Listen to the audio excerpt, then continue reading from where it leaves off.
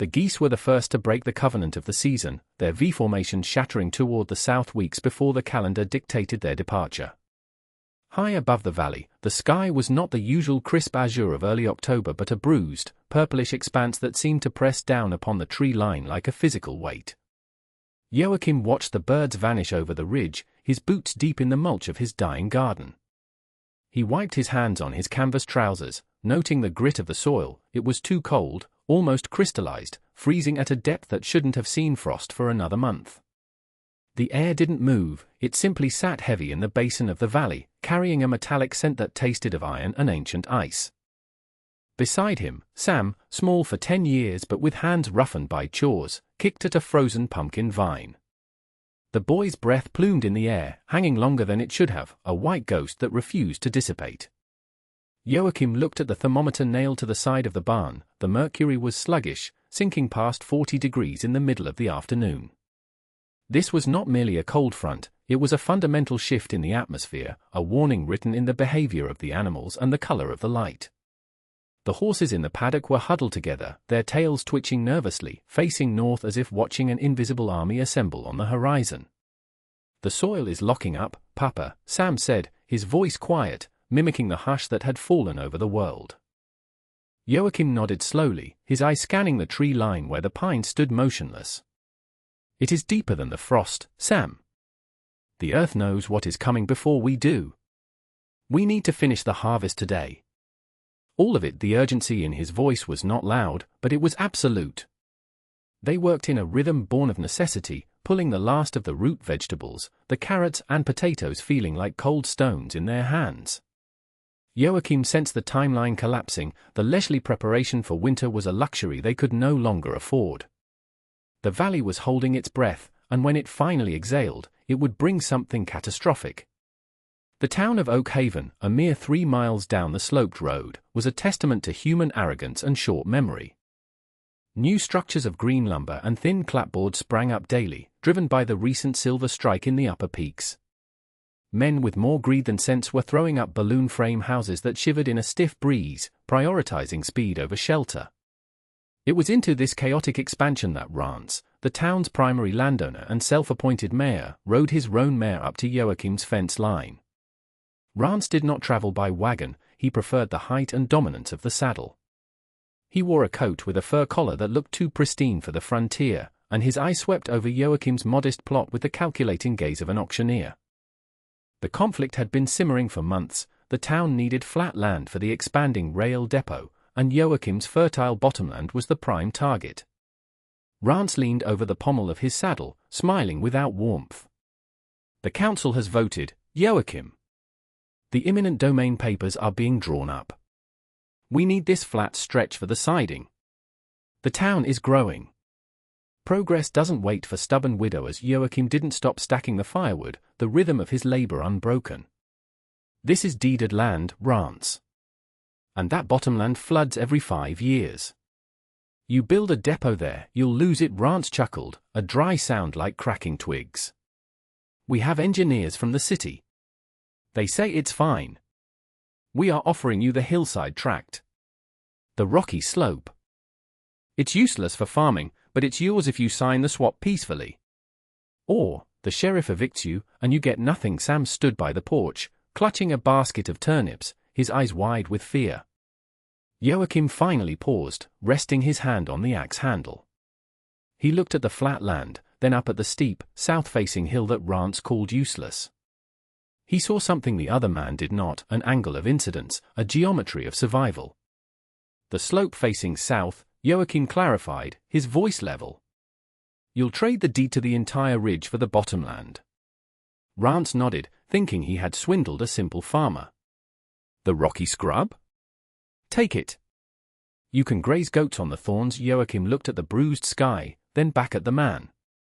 "Done. Bring the papers tomorrow. But do not come back when the snow starts. The town will be on its own." The relocation was swift and brutal, a shedding of comfort for the sake of survival. They moved their essential tools, the seed stock, and the livestock to the upper ridge, a desolate stretch of granite and scrub oak that exposed them to the biting wind.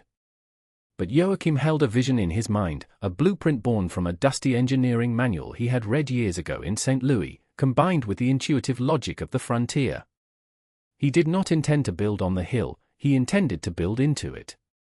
Standing amidst the scree, he took a wooden stake and a length of twine. "Hold this here, Sam," he instructed. He waited for noon, tracking the pale sun as it arced across the southern sky. He explained the math as he worked, his voice a steady anchor against the rising wind. "The sun is low in winter, high in summer. If we build a cabin, the wind strips the heat away. If we go underground, the earth stays at 55 degrees year-round. We don't fight the cold, Sam. We let the earth swallow." As he drove stakes into the ground, marking out a long rectangle 70 feet wide and 20 feet deep. It wasn't just a dugout, it was a thermal battery. Joachim knelt, clearing away the top layer of frozen scrub to reveal the clay beneath. "We're going to dig a farm, son. A greenhouse and a home in 1 inch." He pulled a folded piece of paper from his pocket, sketching charcoal lines over the existing diagram. He showed Sam the cross-section, a slanted glass front, scavenged windows from the abandoned saloon in the lower town, angled perfectly to capture the winter sun perpendicular to the glass. 70 degrees, Joachim muttered, calculating the slope. "We need the roof to pitch at exactly the latitude plus 15 degrees to catch the winter solstice light." Sam looked at the daunting expanse of rock and dirt. "It's just us, Papa." "It's too much digging." Joachim placed a heavy hand on the boy's shoulder. "We are not just digging a hole. We are building a machine to capture the sun. Grab the pickaxe." The labor that followed was a grueling testament to human will, a montage of sweat, leverage, and geological resistance. For 3 weeks, father and son became creatures of the earth. They did not just shovel, they engineered. Joachim taught Sam how to read the grain of the soil, how to swing the pickaxe using the weight of the tool rather than the strength of the back to conserve calories. They cut into the south face of the hill, moving tons of earth, not discarding it but banking it up on the north, east, and west sides to create massive earthen berms. These walls were 4 feet thick, comprised of stone packed tightly with clay and straw, a thermal mass designed to absorb the day's heat and release it slowly through the night. The work was precise. Joachim used a plumb line constantly, ensuring the rear retaining wall leaned back into the hill at a 10-degree batter to prevent collapse. "Ventilation," Joachim said one evening, his face smeared with clay as they laid ceramic drainage pipes at the bottom of the trench, burying them under 6 feet of dirt before bringing the ends up into the floor of the living space. "Why bury the chimney?" Sam asked, wiping dust from his eyes. "It is an earth tube," Joachim explained, his voice rough with fatigue but animated by the science. "The air outside will be 30 below zero. By the time it travels through this buried pipe, the earth warms it. We pull in fresh air that is already 50 degrees without burning a single log." They framed the front face not with delicate lattice but with heavy oak timbers hewn square, creating a skeleton strong enough to hold the heavy glass panes they had carted up the mountain. It was a fortress of physics, ugly to the untrained eye but beautiful in its efficiency. Every stone placed was a defiance of the coming freeze, every bucket of earth moved was a prayer for longevity. Down in the valley, the town of Oak Haven watched the activity on the ridge with a mixture of amusement and disdain. The residents, busy slapping coats of bright paint on their drafty storefronts, pointed at the mud-caked figures on the hill. Grave diggers, the blacksmith gestured to a crowd gathered at the general store. Joachim's finally lost his mind. Digging a cellar to live in like a root vegetable dance, overseeing the construction of his new depot on Joachim's old land, laughed loudest of all. Let him burrow. When the spring thaw hits, he'll be drowned in mud. They did not see the drainage culverts Joachim had intricately mapped to divert the runoff, they only saw a man rejecting the civilized aesthetic of the town. As November bled into December, the divide between the two worlds sharpened. The town relied on coal shipments and wood stoves that burned hot and fast, turning their interiors into stifling boxes that froze the moment the fire died. On the ridge, the structure, now roofed with sod and fronted with angled glass, sat silent and low, invisible from the north, a gaping eye reflecting the sky from the south. The first true snow began to fall, a polite dusting that covered the raw earth of the berms. But the temperature didn't recover. It kept dropping. One morning, the town woke to 5 below zero. Smoke poured frantically from every chimney in the valley, a desperate signal of the struggle for warmth. Up on the hill, Sam walked into the main chamber of the Earthship in his shirt sleeves. The thermometer on the interior post read 62 degrees. Sunlight flooded the space, heating the stone floor. He looked out through the glass at the grey, shivering town below. "They are burning their fences," Sam observed, seeing the distant figures tearing downward for fuel. Joachim stood beside him, checking the seal on the door. "It hasn't even started yet," he said softly. "The real cold is still a day away." The wind did not arrive as a gust but as a solid wall of white pressure that slammed into the valley with the force of a collapsing mine shaft, erasing the horizon in a single breath. Inside the hillside structure, the heavy oak beams groaned once, a deep subterranean sound like the earth shifting its weight, before settling into a vibrating hum that resonated through the soles of their boots. Joachim stood by the south-facing glass wall, his hand hovering inches from the pane. The glass was cold, but not freezing. The double-layered barrier he had painstakingly sealed with beeswax and pine pitch was holding. Outside, the world had ceased to exist in any recognizable form. There was only a churning vortex of ice crystals moving horizontally at 60 miles an hour, scouring the landscape with the violence of sandblasting. He turned to the interior thermometer mounted on the central support post. It read 58 degrees. He walked to the rear of the chamber, where the stone floor met the back wall of the dugout. He knelt and placed his palm against the dark, compacted earth. It was cool and dry, radiating the steady, ancient warmth of the deep ground. "The flywheel is spinning," Joachim murmured to himself. Sam sat at the rough-hewn table, shelling dried beans into a ceramic bowl, his shoulders hunched not from cold but from the instinctual fear of the noise outside. "Is the roof going to hold, Papa?" the boy asked, his eyes darting to the ceiling where the sod and earth were packed 3 feet thick over the timber frame. Joachim looked up at the heavy beams, observing the way they distributed the load into the stone retaining walls. "The snow adds weight," he explained, his voice calm and measured, cutting through the muffled roar of the storm. "But weight is what we want. The more snow on top, the more insulation we have. It is like a blanket, Sam. A very heavy, very cold blanket. The roof is designed to carry 4 tons of wet snow. This is dry powder. We are safe." He moved to the ventilation intake near the floor, a clay pipe that ran 50 feet underground before surfacing outside. He adjusted the wooden baffle, restricting the airflow to a mere trickle. "We choke it down now," he told Sam. "We need just enough air to breathe, not enough to cool the stones.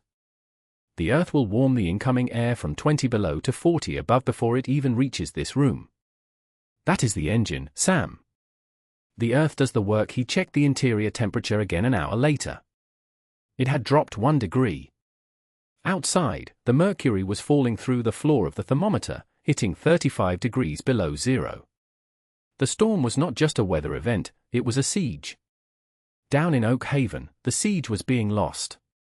The modern balloon frame houses, built for speed and profit, were betraying their inhabitants with lethal efficiency. The thin clapboards, nailed directly to green studs without insulation, offered no resistance to the thermal stripping of the wind. The cold didn't just enter, it permeated, turning the air inside the rooms into a deadly vapor that froze water in the basins within minutes of the fires dying down. Rand sat in his office at the back of the mercantile, wrapped in 3 wool coats, watching his breath fog in the lantern light.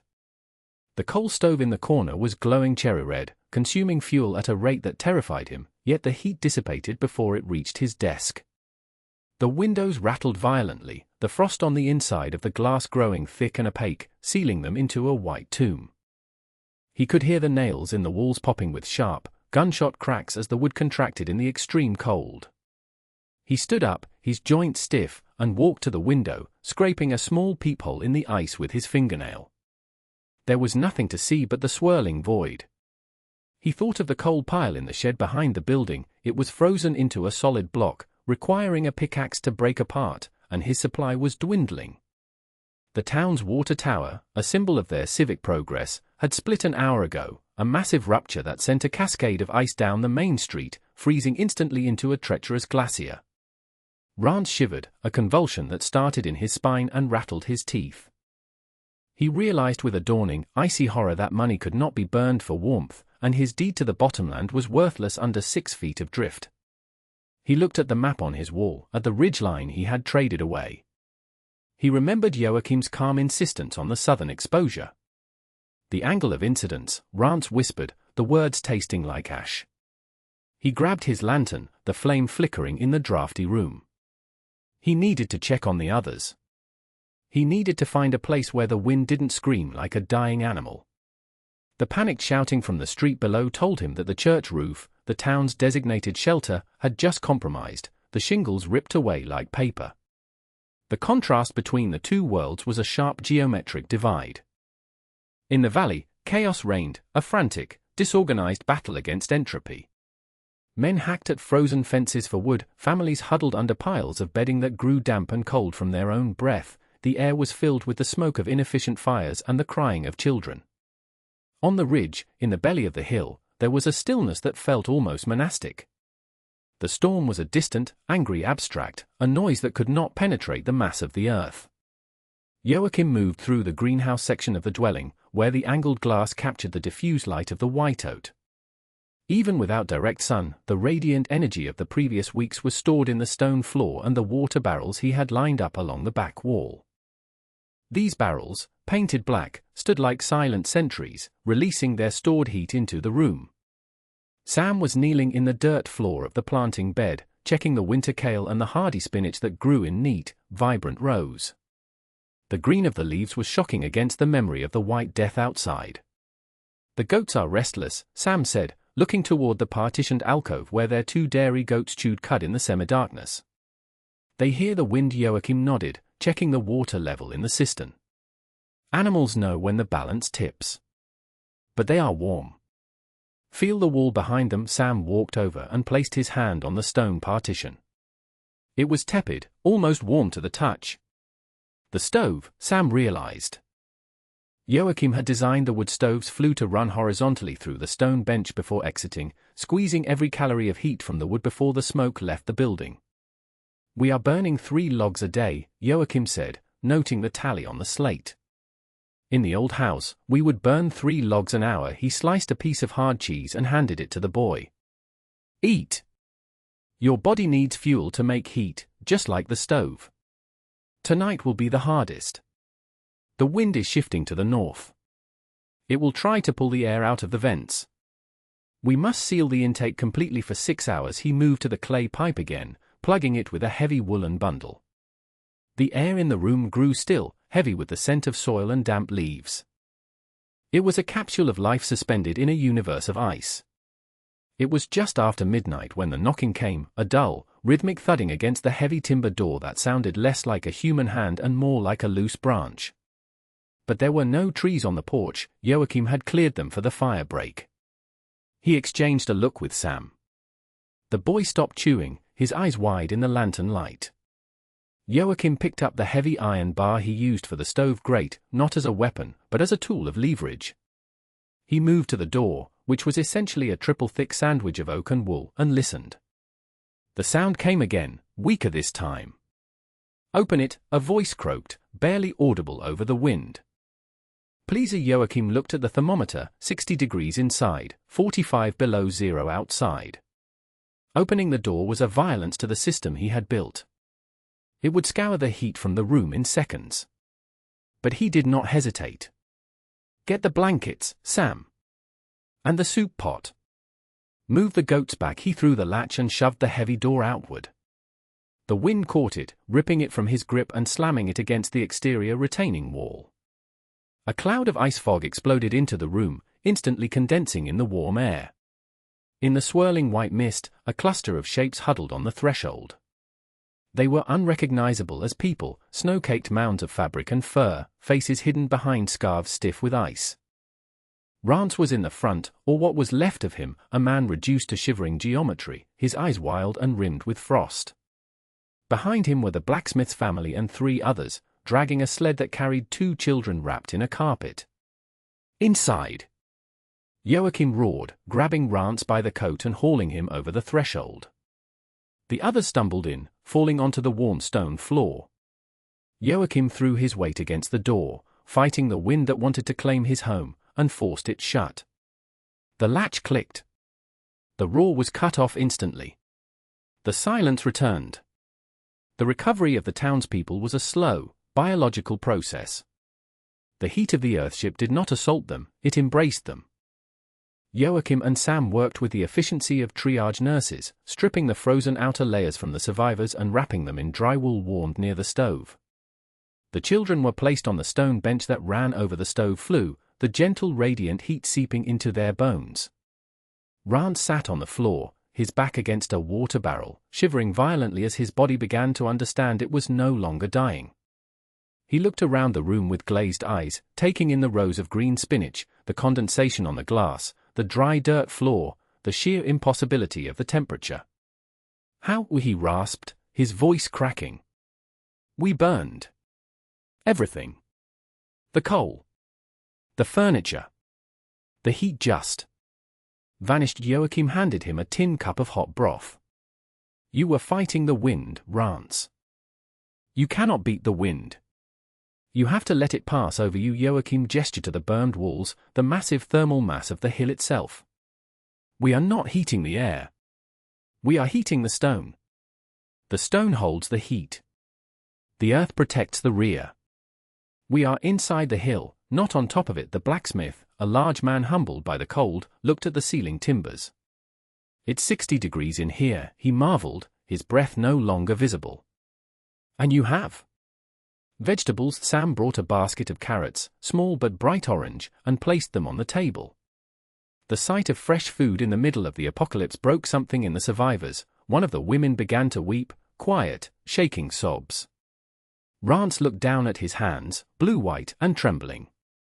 He looked at Joachim, then at the map he knew was in his own pocket, the deed to the frozen, flooded bottomland.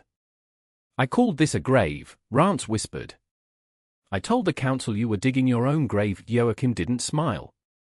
He sat on a stool, resting his elbows on his knees. It is a grave, Joachim said softly. It is where we buried our pride. And because we buried it, we lived. The storm broke 2 days later, the sky clearing to a brittle, blinding blue that hurt the eyes. When Joachim finally unlatched the door, they had to dig through 4 feet of drift to reach the surface. The light that flooded in was sharp and indifferent. The group emerged from the earthship like hibernating bears blinking in the spring sun. They looked down into the valley. Oak Haven was a ruin. The wreckage was not of fire, but of ice. The water tower lay on its side, a shattered carcass. The depot, Rance's pride, had collapsed under the weight of the snow on its flat roof, the green lumber snapping like matchsticks. The bottomland was a sheet of white glass. The floodwaters had risen and frozen, encasing the foundation of the new rail line in 3 feet of solid ice. It would take months to thaw. The balloon frame houses still stood, but they were dark, lifeless boxes, their windows blown out, their interiors scoured by the drift. From their vantage point on the ridge, the devastation was total. But on the hill, smoke curled gently from Joachim's earth tube, and the glass front of the dugout gleamed, unharmed, shedding the snow as the sun hit the angled panes. Rance stood by the edge of the berm, looking down at his destroyed legacy. He turned to look at the structure that had saved them, the ugly, earthen mound that disappeared into the landscape. He looked at Joachim, who was already checking the vent pipes, preparing for the day's cycle. We can't go back down there, the blacksmith said, his voice flat. Not like before. Rance nodded slowly. He reached into his coat pocket and pulled out the folded paper, the deed to the bottomland. He looked at it for a moment, then let it drop onto the snow. Teach us, Rance said, looking at Joachim. It was not a command, but a surrender. Show us how to dig. Joachim looked at the group, then at Sam, who was standing by the door, holding the seed basket. The ground is frozen now, Joachim said, his voice turning to the practical matters of engineering. But the south face of the ridge has good exposure. We start with the survey stakes. We mark the sun. And we dig.